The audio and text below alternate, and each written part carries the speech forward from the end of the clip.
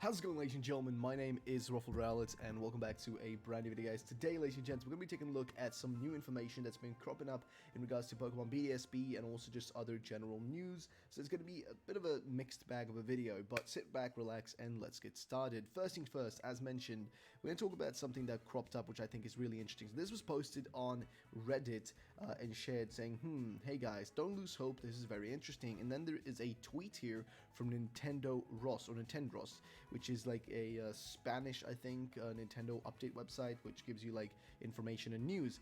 Either way, they say here, messages from the official account suggest the Pokemon Shining Pearl and, Shining Pearl and Brilliant Diamond or whatever. I forgot the names for a second there. Either way, basically says that, you know, they're coming, right? And what is this talking about? Well, basically, if we go here to the article posted by nintendoros, it says messages from the official account suggest the Pokemon Shining Pearl and Brilliant Diamond news are coming soon. We bring you a curious couple of messages that have been associated by fans with one of the most anticipated games in the Nintendo Switch catalog, the Pokemon Brilliant Diamond and Shining Pearl games. In the tweets you have below, the official Twitter account has presented the two legendary Pokemon from these two installments, Dialga and Palkia. Many fans have associated this as a possible preview of the news about these remakes. And since their announcement, we have not yet been able to know anything more about these games apart from their release date and some updated images in the trailer of the OLED model of the Switch. Here are the messages, where they only mention their abilities to control time and space.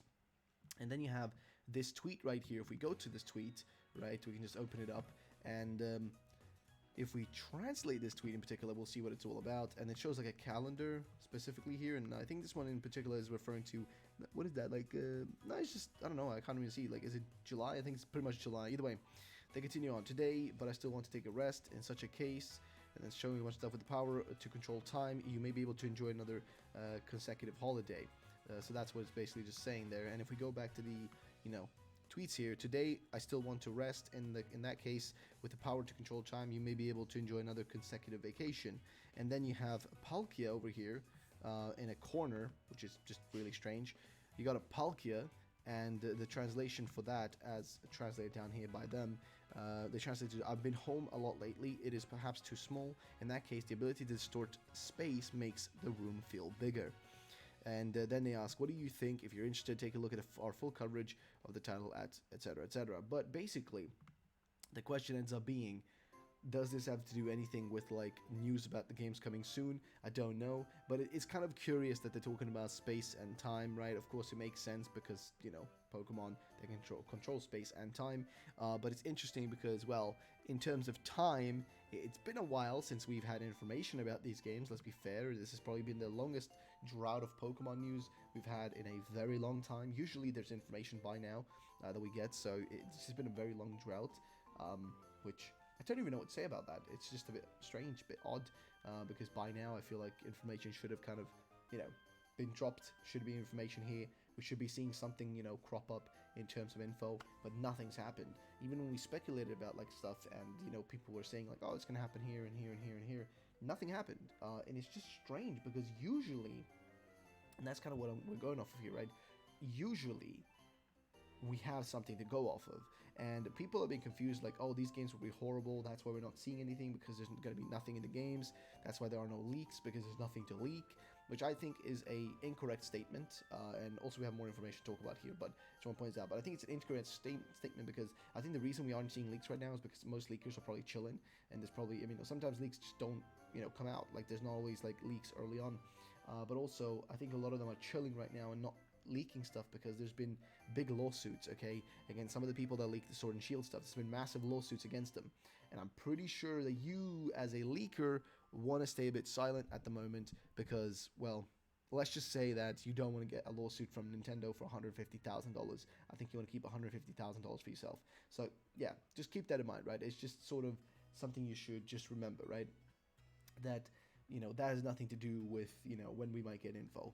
But we continue on here to the next thing, which is this. Apparently, pre-orders for Bdsp and Legends Arceus are begins in August for, you know, Japan, apparently. So usually when pre-orders start to become available in the country, news regarding games come out the week after. It has happened several times with previous games, XY, Sun and Moon, Sword and Shield. It's likely that they will do the same with the upcoming installments. So it's strange because you could already technically pre-order the game from like a bunch of websites, like on the internet and stuff like that. People were already able to pre-order the game, but this is like, I guess, official pre-orders, which I guess could also be through the eShop potentially, right? And then somebody will, like, people just say here like that they've broken the following patterns, right? Like, they've broken the patterns since XY, Sun and Moon, and Sword and Shield. They've broken the way to do things, but like at the same time, I don't know if that really matters in this case. I don't think if I don't think it has that big of an impact, if I may say so myself. I think there's still a chance that we are going to be getting like something soon in August, because they have to give us something else. Because what do we have left, right? We've got August, September, October, and then it's November. We have 3 months until like we're in the month of November for the release of these games. So like we're literally going to be in the middle of the release window in 3 months, and that's nothing. Okay, time is going quickly. 3 months is going to be nothing. It's going to disappear like snapping your fingers, So I don't really know what to say. But also, I think the reason we didn't get any news in July now is pretty obvious, okay? It's because of Pokemon Unite. If you think that this is to do with them changing up their formula of how they release info, or that Diamond and Pearl remakes, Brilliant Diamond, Shining Pearl don't have any content, please think about it logically. What happened last year, guys? What happened last year when we were expecting to see big news, but they announced Unite, and Unite was announced in a separate Pokemon Presents? That's the thing. They wanted to be separate. They wanted to be separate and get their attention separate, away from the mainline games and away from all the other stuff, right? So they didn't show us, DLC updates with that present. They only showed us Unite, and that's the only thing they showed there. That's the only thing they gave us, right? Was just that. Which means that the same thing was happening this year. They wanted to release this game and have nothing else take attention away from it, right? Nothing else to be focused on, nothing else to take away attention away from it. Basically, they just wanted people to be looking at Unite in the month of July, right? Which means that somewhere in August, maybe not the start of August, but somewhere maybe towards the middle of it, right? I think we can expect to see, certainly, I think, okay?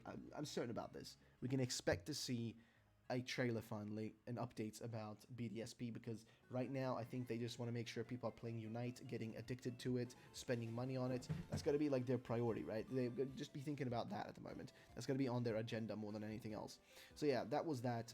Let's go to the next thing. So this is actually in to do with Pokemon Unite, but basically store icons for new upcoming skins have been added to the game data. These are the new skins. You got Blank Cotton, Gardevoir, you got Eldegoss, Gardevoir, you got Blastoise, you've got Snorlax, and you've got Slowbro. And yeah, there you go. You got some skins for them. And here's what they look like for those who haven't seen it yet. Let's just open up this image so you guys can see what it looks like. But here you go. That's it. Pretty straightforward. Nothing too crazy to say really about this, but yeah, just a cute skin. You've got the Blastoise one, which I think we've seen before, the Snorlax one we've seen before. The Slowbro one is new. We got Gardevoir with kind of a cute looking one, and also Eldegoss with a cute one, which I think we have seen before as well in a previous video where we talked about this. But yeah, some new skins, and hey, at least we got some leaks for Pokemon Unite, which of course I know is not what you guys want. You guys want the Bdsp and Legends Arceus info, but hey, at least we got something, right? Like, it's better than nothing. So there's that, and then we also have just an update for those of you who still play Pokemon Masters, which I know there's not that many. DNA have revealed some upcoming updates for Pokemon Masters, including the new addition of Evelyn and Entei, Faulkner and Swallow, Hop and Zamazenta, and Liar and Hoopa, as well as a Dynamax, which is going to be quite interesting for those who play Pokemon Masters. Just hop in there, enjoy yourself in that. And then I want to talk about this right here, which is kind of interesting. But it was somebody just talking about, like, what exactly has Ilka done in game development? I know they made Pokemon Home, but I also heard they did some work on other games like Dragon Quest XI. I was curious as to what their full extent of experience was. I wanted to know just how up to task they would have been making a game, especially one as anticipated as Generation 4 remakes. And then somebody down here basically responds saying, I believe they worked on Code Vein and specialize in 3D rendering. As far as I'm aware, Bdsp are their first game where Ilka are the lead developers, which is pretty much true based on the information we saw, like when the games were announced. We remember we looked into them a bit. While I do know how much they worked on these games, these are some pretty big hitters: Nier Replicant and Automata, Metal Gear Rising, Revengeance, and Yakuza 0.